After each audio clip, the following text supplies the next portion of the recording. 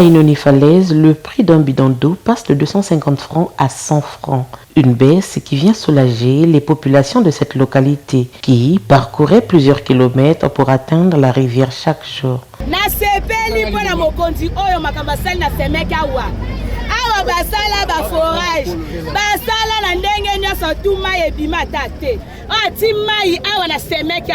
Vraiment papa, côté tout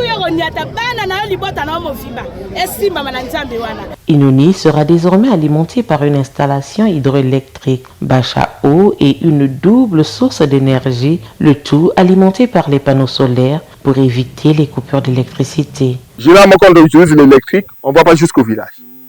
Donc on remplit d'abord, on coupe en aval et puis on pousse par la suite. Parce qu'on ne peut pas faire fonctionner toutes les pompes jusqu'au village normalement. La discussion qu'on a sur on appelle ça l'eau de ménage, mais c'est de l'eau de nos populations, de tous les jours. Il faut d'abord l'emmener. Et ensuite, le traitement peut venir par la suite.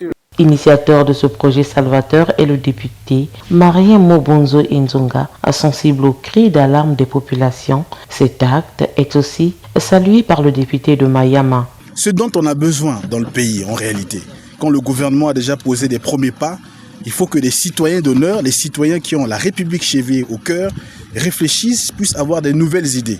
C'est dans ce sens-là que nous voulons saluer cette initiative salvatrice. C'est le miracle économique.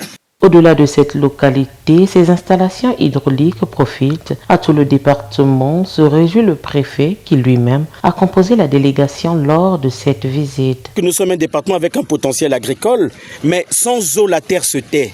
Avec l'eau, la terre parle.